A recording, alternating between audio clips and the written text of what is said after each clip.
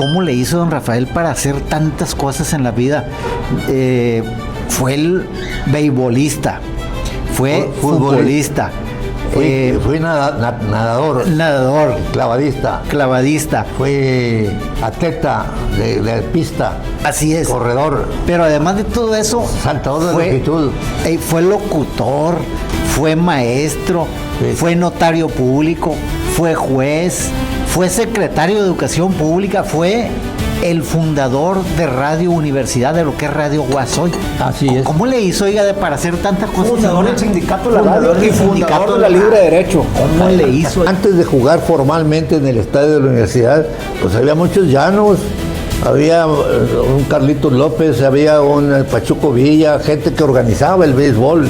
Como la gente tenía que salir en la noche a ver algo, hacía mucho calor, pues todos se juntaban en el estadio de la universidad. Ahora, me dicen que usted fue 8 años campeón goleador en el fútbol, en la liga de fútbol. Pues no fui más porque el Chivas Farber, me echó para afuera de la universidad. Mazatlán muchos años fue la base, porque ahí estaban los poderes del fútbol en Mazatlán. Mazatlán era más futbolero que Culiacán, y se invirtieron después las cosas y casi nos enrolamos al fútbol profesional. ¿Por qué usted decidió no enrolarse? Porque mi padre, que era burócrata federal, me dijo: primero termina la carrera y después te dedicas al deporte. Hubo unos locutores de la SA que les pagaban una camisa cada la semana, un vale, a los que se anunciaban. El intercambio. El intercambio, los que le decían: te tocan las camisas de esta semana. Pero no ganaban ni siquiera 400 pesos al mes. De perdida eran de la Casa del Caballero, o de la Casa Manacón, las camisas, o de Farjí. Acuérdate del Progreso. De Nacho Campos. Nacho Campos. Sí, cómo no. Famosa canción de Nacho Campos. Tengo una pregunta antes de que me hable de la Escuela Libre de Derecho. A ver. ¿Cómo le hizo don Rafael para hacer tantas cosas en la vida? Fue el beisbolista, fue futbolista, Fui nadador, clavadista, fui atleta de pista, así es, corredor, pero además de todo eso, saltador de longitud, fue locutor, fue maestro, sí, fue notario público, fue juez, fue secretario de Educación Pública, fue el fundador de Radio Universidad, de lo que es Radio Guasoy. Así es. ¿Cómo le hizo, oiga, para hacer tantas cosas? Fundador del sindicato de la radio y fundador de la Libre Derecho. ¿Cómo le hizo, oiga? Pues ¿Cómo se daba tiempo? Desde que amanecía estaba yo trabajando ya. Fui como decía Colosio, siempre fui de la cultura del esfuerzo. Y fui muy amigable, me encantaba andar con la palomilla, menos en mi casa. Mi mamá se extrañaba: aquí está, ¿cómo que aquí está? Sí, oiga, y en las primeras partes que le tocó jugar béisbol fue aquí en lo que fue el estadio universitario, ahora lo que es el estadio universitario hoy, pero primero fue el estadio de béisbol de los Tacuarineros. Ahí, en ese estadio, me imagino, jugaron muchas figuras. Ya mencionó un extranjero, mencionó también al Tochín. Bueno, el Tochín Cisneros llegó a jugar béisbol profesional muy poco. Eran los peloteros amateurs, aficionados, pues iban a los torneos internacionales. Ellos fueron a Cuba, me acuerdo muy bien, porque nosotros como estudiantes que veíamos a ellos jugar béisbol, pues se nos hacían profesionales, jugaban por nota. Y te puedo mencionar muchos que pudieron haber sido grandes figuras del deporte, del béisbol sobre todo. Pero antes de jugar formalmente en el estadio de la universidad, pues había muchos llanos. Había un Carlitos López, había un Pachuco Villa, gente que organizaba el béisbol infantil, que ahí es donde comenzó a crecer todo el deporte del béisbol aquí en Culiacán. Era el rey realmente Culiacán tuvo como rey de los deportes al béisbol. Y el fútbol surgió cuando se suspendió la temporada de béisbol. No sé qué pasó en la Liga de la Costa, que no hubo béisbol, entonces fue la época de oro del fútbol. Como la gente tenía que salir en la noche a ver algo, hacía mucho calor, pues todos se juntaban en el estadio de la universidad y ahí se jugaba fútbol. Ahora, me dicen que usted fue 8 años campeón goleador en el fútbol, en la liga de fútbol. Pues no fui más porque el Chivas Farber, me echó para afuera de la universidad. Oiga, Chivas. ¿Y qué tantos lugares recorrió gracias al fútbol? Porque me imagino que fue seleccionado de Culiacán y de Sinaloa. Sí, fui seleccionado algunas veces por que Mochis ganaba el estatal y me jalaban y me iba con Sinaloa, pero la mayoría eran de Mochis. Otras veces Mazatlán muchos años fue la base, porque ahí estaban los poderes del fútbol en Mazatlán. Mazatlán era más futbolero que Culiacán y se invirtieron después las cosas. Culiacán se convirtió en el futbolero. Ahora son fanáticos del béisbol, de los Venados. De los Venados de Mazatlán. Sí. Y entonces se llamaban a los de aquí tacuarineros. Era el manager de Culiacán, el Chori Manuel Arroyo. Y el manager de Mazatlán, Memo Garibay. Oh, mírenlo. Y había 2 huevitos también, un Romo y un Álvarez, ¿verdad? Vicente el Huevo Romo era pitcher. Y el Huevito Álvarez, veracruzano, era del barrio de la Garrita. Ahí vivía con nosotros, junto con el... ¿De la calle del Pescado? De la calle del Pescado, junto con la muñeca Iturralde, era segunda base. Miren nada más, qué pedazo. Volviendo al fútbol, recorre usted varios estados de la República, me imagino, conoce varios estadios. Casi todos, sí, fui a varios campos de deportivos de Sonora, de Michoacán, de Jalisco, del Estado de México. La capital ni se diga, porque en esa época había juegos juveniles de la Revolución Mexicana para los de 16, 17 y 18 años. Ahora, cuando usted anduvo en esas giras, ¿no recibió alguna invitación de algún equipo de primera división? Ya ve que ahora es clásico, ¿no? Sí, hay muchos sinaloenses que está jugando en la primera división. Alguna vez que estuvimos en un nacional, varios del equipo de Sinaloa, entre ellos uno que sí se hizo profesional, que era delantero junto conmigo, de apellido Lomelí. Nos llamaron, el Nacional jugaba en segunda división y esa temporada coincidió con que nosotros estábamos jugando en Jalisco, y en Jalisco nos invitaron a formar parte del equipo del Nacional que había comprado lo que ahora son los Tigres del Monterrey, y fuimos a prueba algunas semanas.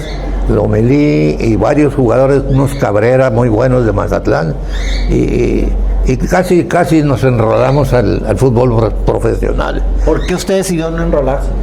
Porque mi padre, que era burócrata federal, me dijo: primero termina la carrera y después te dedicas al deporte, pero no a la inversa. Y él me dijo: me vale más que termines tu carrera, y si sigues jugando pues, y te llaman, pues ahí tú decides. Pagaban muy poquito, me imagino, que en aquella época. Ahora son sueldos estratosféricos los que le pagaban. Pues nos pagaban lo mismo que los locutores. Entonces, simbólico. Hubo unos locutores de la SA que les pagaban una camisa cada la semana, un vale, a los que se anunciaban. ¿El intercambio? El intercambio, los que le decían: te tocan las camisas de esta semana. Pero no ganaban ni siquiera 400 pesos al mes. De perdida eran de la casa del caballero o de la casa Malacón las camisas o de Farjí. Acuérdate del Progreso. De Nacho Campos. Nacho Campos. Sí, cómo no. Famosa canción de Nacho Campos. Sí. Nacho Campos vende barato. Nacho Campos vende barato. Entonces, y Farjí también tenía su cancioncita. La cantaba una discotecaria de la NW, Laura Cuellar Velázquez. Ella cantaba ese pedacito de Farjí. Ahí estuvo Susana Gutiérrez también. Susana Gutiérrez. Y Cerrón WS. Y una joven que tenía un programa infantil temprano, Cristina creo que se llamaba, muy buena locutora. Oiga, don Rafael, quiero que me hable de esa parte antes de... Cristina, nada más. Cristina no era la esposa del peluquero. Sí, de Cristóbal. Sí. Oiga, quiero que me hable de esa parte del fútbol, de cómo fue, de quién sale la idea de darle continuidad al fútbol al grado de que casi a los 70 años siguen jugando. Creo que es el único caso en México donde el fútbol se practica hasta tan altas edades. Yo sé que hay un grupito donde estuvo el Chuquiqui, Jorge del Rincón, Choza y muchas gentes que hicieron trascender el fútbol más allá de los 30, 40 años. Antes no se jugaba más allá. Aquí en Sinaloa siguen jugando hasta los 70 años. Fíjate que es curioso, el fútbol de veteranos surgió como consecuencia de un homenaje a un jugador de toda la vida, Miguel Dimópulos, que tuvo... Jugadorazo, ¿no? Sí, de la universidad, defensor de la universidad de toda la vida. Una tragedia se convirtió en un homenaje, en un juego del recuerdo, y de ahí empezaron las organizaciones de veteranos. Siguió super veteranos, luego crearon la Máster, siguió Máster, Grande Máster, y ahora ya llegamos a la prefuneral. La prefuneral. Pero mire, a mí me impresiona mucho cómo a esas edades la gente siguen jugando, porque juegan 10 minutos y descansan 10 y así, y completan todo el juego. Pero eso es muy importante porque no en todos los estados de la República se ve eso. Así es, creo que Sinaloa es un ejemplo nacional de que tiene ligas organizadas de todas las edades, y sobre todo de la tercera edad hay muchas. Y llegaron a decir oro y oro máster antes del prefuneral. Sí, y ahí están activos muchos jugadores. Yo los veo en la Zagarpa, los veo ahorita acá en el estadio universitario. Muchos, ¿cómo no? Sí, efectivamente. Ahora, ¿cómo ve usted el fútbol en estos momentos en México? Ya ve que, pues, cuando incursionan los sinaloenses en el fútbol de la primera división, se tenía la imagen de que aquí solamente se jugaba béisbol, que era béisbol profesional. Empiezan a incursionar, llegan figuras como Jared Borghetti, los Briseño y muchos más, donde incluso la selección llegó a tener como columna vertebral a puros sinaloenses. En efecto.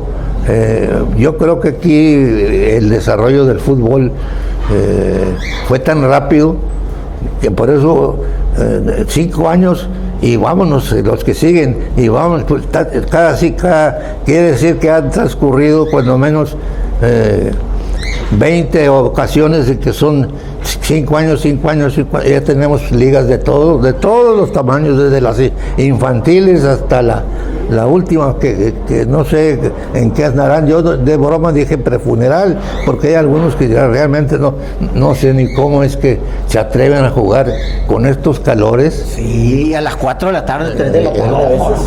Qué bárbaro. ¿Cómo le hizo para hacer tantas cosas? Ni yo mismo sé, pero... ¿Nunca le habías dicho eso? ¿Cómo le hizo? ¿Cómo me fue? Pues no sé. Mira, aunque si ven el programa mis hermanas, se van a enojar. Cuando yo estaba pequeño, aprendí lo que es la cultura del esfuerzo.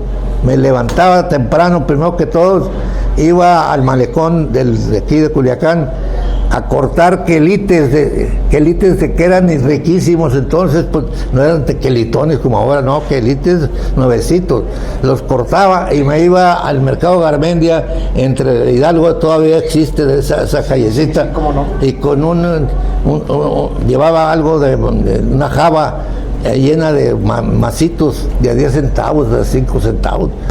Y los vendía. Los vendía. Fue comerciante también. Fui comerciante. Entonces, cuando me hago remembranza, no, yo desde chiquito empecé vendiendo quelites en el mercado. Y me dice, ahí va a empezar mi hermano a echársela. No, conozco al medio Culiacán porque vendí periódico, fui vocero de don Gustavo D. Cañedo, que era creador de la Voz de Sinaloa. Entonces él era el único vespertino, porque no había ni matutino. El primer matutino que yo me acuerdo fue el diario Culiacán, del señor Millán. Sí, ¿cómo no?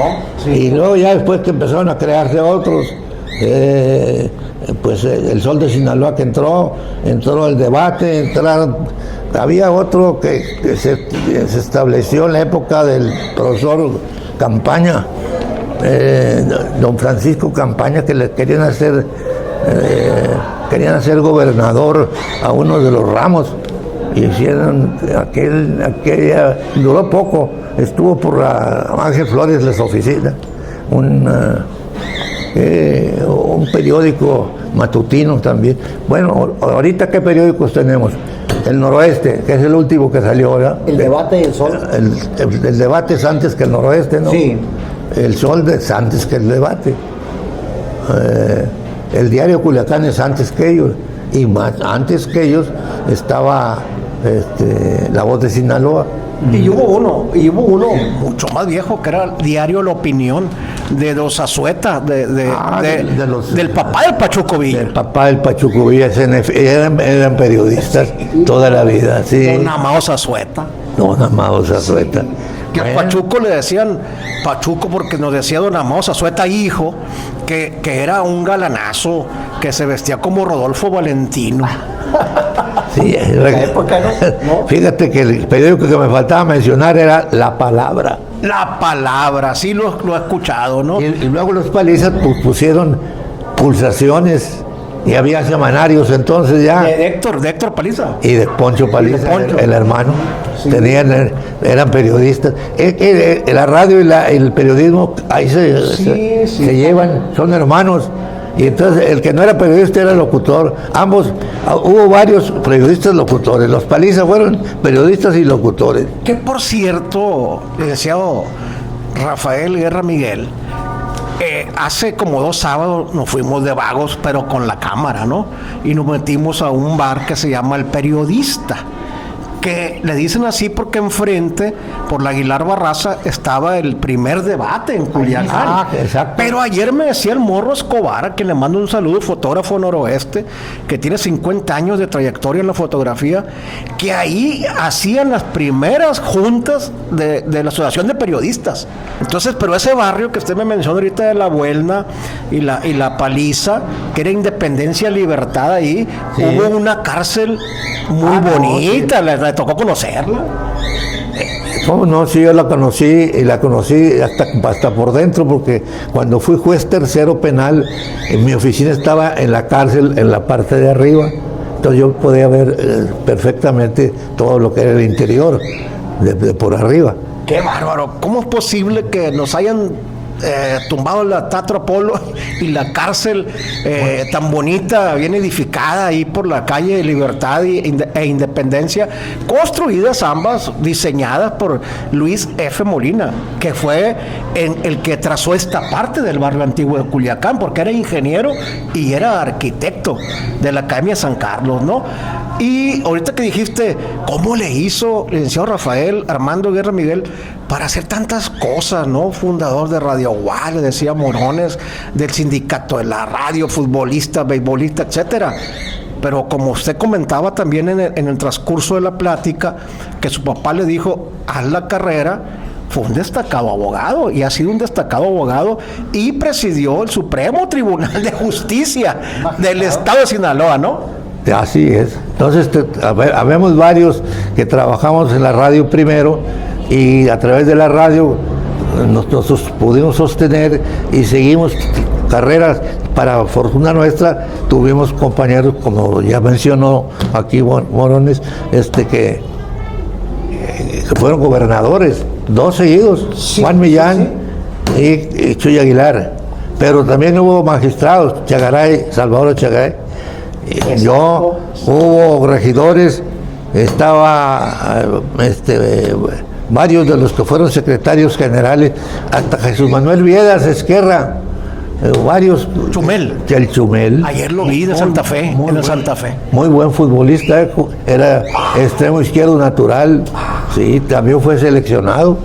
No sabía que era futbolista Chumel. Sí, aparte de que fue beisbolista, porque su papá dirigía un equipo de infantiles de béisbol, que eran de Donato Guerra y Zaragoza, pertenecían al barrio de La Garrita. Sí. Pero todos ellos, el famoso Esquerra, Tabeto Esquerra. Tabeto Esquerra. Fue dirigente de béisbol, igual que Campesineros, igual que muchos de ellos que les gustaba el béisbol. Sí. Mira, yo vi caminar por las calles de Culiacán a las hijas de los señores ricos de aquí de Culiacán de entonces, caminando del brazo, y los señores por un lado también de los peloteros que venían de los Estados Unidos. Yo vi a Henry Robinson con una Armada, vi a Dick Cole con una Zaragoza, observé peloteros que eran enormes, y los suegros felices de saber que eran connotados peloteros de béisbol que habían venido de Estados Unidos. Yo pensé que la alcurnia, las hijas de los ricos se mezclaban con otros ricos de la política a nivel federal, como el presidente Calles, por ejemplo, que era consuegro de uno de los Almada, ¿no? Jorge, creo, ¿no? De Jorge. Sí, Jorge Almada, que lleva el nombre del puente, porque al otro lado construyó la fábrica de cerveza. Sí. La más famosa fábrica que hemos tenido. Cerveza Humaya. Cervecería Humaya, que es la Cuauhtémoc y famosa después, y que después se le llevaron a Sonora, ¿no? Sí, así es, por cuestiones de impuestos. Exacto. Esa industria se perdió porque el gobernador de entonces... Renato Vega. No. ¿No? ¿Quién fue? Fue la Bastida. Francisco Labastida no les condonó impuestos. Les impuso unos tributos que no les gustó y se llevaron la fábrica a Sonora. Dejaron sin chamba Morones. Dejaron sin chamba, yo trabajaba ahí. Yo era descargador y Ay, ¿por qué le atribuías a Renato Vega? Siempre nos dijeron fue Renato, y creo que fue en el final de la Bastida. Le aventaron la bolita a Renato, ¿no? Bueno, un saludo a todos esos que mencionamos ahorita, o a las familias de que ya hemos mencionado aquí, ¿verdad? Un saludo a Juan Millán, a la familia de Jesús Aguilar, a la familia de Guerrero Godoy, a la familia de los Galindo, a todos ellos, saludos a la familia Ramón Robledo, a los Buelna. ¿Usted conoció al Flaco Buelna? ¿Al Flaco Buelna? Francisco Buelna Bojorquez. ¡Qué voz tan educada! La BL entonces era Paliza, era ¿cómo se llama? Rivera, el de la zapatería Rivera. El Chava Rivera. Era, Salvador, exactamente. Estaban los Palizas, estaba el Flaco Buelna Bojorquez, Paliza, estaba Sergio Orozco. El de la EXE. De la EXE. También estuvo en la BL y fue también gerente. Fue trabajador de base y luego fue empresario. Carlos Corrales. Así como no, me acuerdo de Carlos Corrales. Y había un locutor hermano del dueño de la panadería La Única, el Chato Guzmán. También, cómo no, el Chato Guzmán. Medina León. Salvador Álvaro Medina. Álvaro Medina. A pesar de ser tartamudo, cuando cantaba muy bien. El papá de Jorge Medina. Sí, en la SA, yo me acuerdo. No sé si en otras antes, pero yo lo recuerdo en la SA. Que fue papá también de un compañero tuyo de la universidad ahí en comunicación o Radio Guá, no me acuerdo. Periodista. Medina o León, no me acuerdo. Medina falleció de COVID, ¿no? Walterio Medina. Walterio Medina. Exactamente. Walterio Medina. La SA estaba entonces en la esquina de la Colón y la Obregón, en la esquina de este lado del oriente. Ahí estuvo la SA y había teatro estudio también. En aquel entonces se usaba mucho los programas en vivo. Con un pianito y una percusión, y ahí cantaba Álvaro Medina. José Antonio Silman, ¿no lo conociste? Sí, cómo no, papá el Rubén Silman, amigo de nosotros, que él también fue después grabador de anuncios, ¿no? Operador grabador. Sí, mi querido compadre, fue compadre. Sí. Uno de sus hijos es mi ahijado, José Antonio Silman, fue base para la creación del sindicato. ¿Futbolistas también? Sí, futbolistas. Sí. Yo soy muy amigo personal de Rubén Silman, hijo de José Antonio Silman, que trabajó en la BL. En BL y NZ. Sí, de las dos era el representante técnico. Estaba registrado y reconocido por la Secretaría de Comunicaciones y Transportes. Que recuerdo que Silman, el papá, en paz descanse, sonorizaba los desfiles del 20 de noviembre, con las bocinas esas Ramson, y los locutores de la radio, entre ellos mi padre, ambientaban, y en este momento el contingente del pentatlón militarizado, y narraba. Entonces ir a ver el desfile tenía más sabor al caldo, porque tú estabas escuchando también. Ya no se hace todo eso. lo que hacían. Ya no se hace eso. Yo me acuerdo qué impresionante cuando veía las narraciones, te quedabas impresionado por la capacidad que tenían para narrar, para darle salsa, para darle sabor al desfile. Sí, ahí están las bocinas, ahí tienen las bocinas, los originales, el Silman. Sí, cuando alguien era seleccionado para transmitir desde el Palacio Municipal, que ahora es Palacio Municipal, entonces era Palacio de Gobierno, de ahí de la Obregón, de arriba, de ahí veías los contingentes y tenías una guía de qué se trataba, y entonces sí tenías que aderezar el desfile con las indicaciones que te daban, más las improvisaciones que tú observabas en el paso del desfile. Una capacidad de improvisación impresionante tenían totalmente. cuando narraban. Yo me quedaba impresionado por eso. Hoy las crónicas que hacían, o sea, el locutor te convertía un simple evento en un emotivo y trascendente acto en ese momento, con su voz. Pero no sé si coincida conmigo, era la preparación que se tenía que hacer para hacer ese examen y obtener la licencia. Hoy cualquiera agarra un micrófono, y por eso vemos que la verdad deja mucho que desear la gente que habla a través de los micrófonos de la radio actualmente. Y reprobaban muchos, ¿eh? Yo veo fotos del viejo camino del río Tamazula, donde había lanchitas, panguitas, pescadores. Eran aguas limpias todavía, pero ahorita no se toman un pescado. No había cocodrilos todavía. No. Mira, era muy sencillo. Tú cortabas una vara de batamote, se llamaba el árbol, que llevabas una piola y un ganchito, un broche, lo que sea, de gancho, y lo tirabas y sacabas mojarritas, y mojarritas ricas. Mi mamá se encantaba cuando yo llegaba en la mañana. Mira lo que pesqué. Y el desayuno de las mojarritas era con manteca normal, no con la que ahora el aceite. Oiga, y esas no las vendían en el mercado, esas eran para la casa. Obvio, no, ese ya era deportivo, Sí. Pero la palomilla iba mucho a pescar. Todos los de la garrita eran grandes pescadores. Y estaba limpia el agua. Había piedras, y tú no lo puedes creer, pero levantabas una piedra con un pañuelo y te traías un cauque. Qué chulada de Culiacán. Dos preguntas, licenciado Guerra Miguel. Una, ¿conoció la pérgola, va? La que estaba por ¿cómo no? la Malecón, que es ahora, y la Obregón?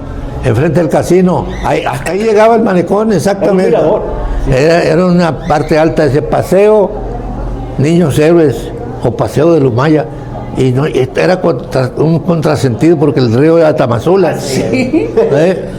Sí, cómo no. Ahí me tocó de Virón ir a escuchar a Enrique Guzmán, que era la oposición al PRI para presidente de la República. Vino como candidato Ruiz Cortines, el viejito Ruiz Cortines, y ahí de la pergolita esa, de ahí desde ahí. Escenario lo agarra. La pérgola era un mirador, ya les comenté cuando les grabé el otro día de ahí del puente de Cañedo, que estaba a un lado del casino Culiacán, un mirador donde los jóvenes de aquella época iban a pasar la tarde a tomarse un raspado y toda la cosa ahí, y ahí terminaba el malecón. Ahí terminaba. No, a mí me lo contaron y yo transmití eso. Y la otra, donde es ahora el edificio La Lonja, Era la terminal de camiones. estaba la terminal de camiones y el Hotel Cosmopolita. Y un bar muy conocido del señor Arteaga. ¿No era el house arriba? Arriba Era un club Sinaloa. El Club Sinaloa, de los fifís de la época. Y luego está el Club Río, que se creó de agricultores por un lado. Sí. Por un lado está el Club Sinaloa y el Club Río por el otro. Estamos hablando de que la central estaba por la Javier Mina, Sí. que era una callecita de 80 metros de la Paliza al Obregón. Daba A los vuelta. portales. Daba vuelta. Sí, le daban. ¿No? Sí, los carros, los camiones daban vuelta y eran de ida y venida, no eran de un solo sentido. El edificio que acabamos de ver del central de la universidad siempre fue de doble carril. Sí, Y- Ángel Flores. Ángel Flores. Acá hay el comercio. Pues. Ay, exactamente. Bueno, entonces, todo Por eso. cierto, por cierto, Sí, que adelante. les voy a recordar que antes que se vayan, le tomen a Molina, ahí está su estatua, ya se la tomaron. ¿Ya vio la estatua usted? Porque me dicen que no se está. parece mucho, pero ya la vio. Ya. Sí, sí corresponde. Pues más o menos, sí, cómo no. Porque yo soy fan de Luis Molina, ¿eh? Sí, Yo quiero que se le reconozca más al arquitecto. de lo que se le ha reconocido a Luis Molina, porque yo no conozco ninguna calle que se llame Luis Molina. Y es el arquitecto. O un edificio, Es una el casa, un arquitecto. parque que se llama Luis Molina. Sí, ¿No? Y lo tiene bien ganado, bien merecido el arquitecto de la ciudad, el Luis F. Molina. No, yo no sé, pero aquí enseguida donde está el Congreso, estuvo el Congreso. La IPN. También fue parte, buena obra de Molina también. Sí, muy bonita la edificación esa del Congreso, parte del santuario que está enfrente también, parte del fronticio de la catedral, el mercado Gustavo Garmendia, No, es el- el internado, la casa Cañedo, la casa Zazueta, parte de la modificación de la casa Rosalina también. Sí, totalmente. Toda esta zona participó. Yo recuerdo que los carnavales de Culiacán eran más alegres, más vistosos, más concurridos que los de Mazatlán. Y te voy a platicar una anécdota para que se quede en la historia. Baleardo Reatiga era muy filósofo populachero. Y por aquí, por la Zaragoza, desfilaban en aquel entonces las candidatas a reinas. Y hubo una época que Culiacán tuvo un carnaval más vistoso que Mazatlán. Y las candidatas, como siempre acontecía, era una de los ricos y otra de los populares, a no decir pobres. Porque ahora habrá que medir bien ese término de la pobreza. Una de los ricos eran los agricultores de apellido griego, Kolokuris. Entonces, griego casi. la Kolokuris. Y de la Palomilla de la Zaragoza teníamos una Magdalena Gámez, la nena Gámez. Reina, candidata. Candidatas, y por ahí pasaban en las plataformas de las camiones, no eran carros alegóricos, camión, la plataforma, y se subían, le ponían bombas y cada quien hacía su campaña. Entonces el filósofo de Baleardo tenía dos gritos, la Kolokuris, los que gritaban arriba la Kolokuris, y había otros que decían arriba la nena Gámez. Entonces él dijo, no, de aquí en adelante abajo la Kolokuris, arriba la Telocures. Pues mira, fíjate qué cosas estamos descubriendo y redescubriendo en esta plática tan interesante. Pero ahorita me extrañó que dijeras que era muy raro que los de radio y de periodistas no tuvieran bares, es lo que más sabía. El Huevito Álvarez tuvo uno muy famoso. Ah, sí, varios huevitos algo. Pues, No. primero, sí me acuerdo. primero por la Ángel Flores y después acá por la Colón, al salir a la Bravo. Oiga, una pregunta. ¿A cuál cantina iba mi papá? Con nosotros, al Parián, ahí con en la Carrasco, bajando del Mercado Garmendia por la Carrasco, con Nacho, o sea, le decíamos Nacho. El Parián se llamaba. El Parián. No la traíamos en el radar esa, ¿va? El Parián. primera vez que lo oigo mencionar. Y la botana era el camarón. Era un montón de camarones para una cerveza. Oh, ya no hay de esa. No, hombre, ya no hay. Puro camarón de la gente, era la botana. ¿Alguna otra cosa, compañero licenciado? No, la verdad que agradecerle todo esto que nos ha compartido, porque falta mucho todavía, pero sabemos que pues todo esto, la verdad, es una joya, toda esta información que nos ha dado el licenciado Guerra Miguel. Y vivencias, ¿eh? Así es, y aprovechar vivencias. para un saludo para todas sus hermanas, en especial gracias. para Carmen Aida Guerra, que pues es mi amiga de hace muchos años. Qué bueno, me da mucho gusto. Al contrario, yo les agradezco porque sin tener una guía, fuimos diversificando temas, no tuvimos un orden. Yo No, es que le voy a decir algo. Esto ya no se trabaja con orden. ya no son entrevistas, si se da cuenta. No le hicimos una entrevista, charlamos. Correcto. Que es muy diferente. Bueno, y esta es la segunda parte también muy interesante. Muchas gracias por acompañarnos, licenciado Guerra Miguel. Al contrario, el gusto es para mí que me hagan recordar cosas que son un orgullo y una cosa que me hace vivir y revivir. Esto es apenas la segunda parte, ¿eh? Lo que viene. Lo que viene, porque todavía hay mucho que compartir. Claro que sí, con permiso, si le gusta, comente, comparta, pero sobre todo, suscríbase en el canal de Jorge Contreras. Muchas gracias. Con Jorge vas a ver, la ciudad te va a encantar, en su viaje de explorar. Los mercados va a cruzar, la gente saludar, con su cámara captar lo hermoso del lugar.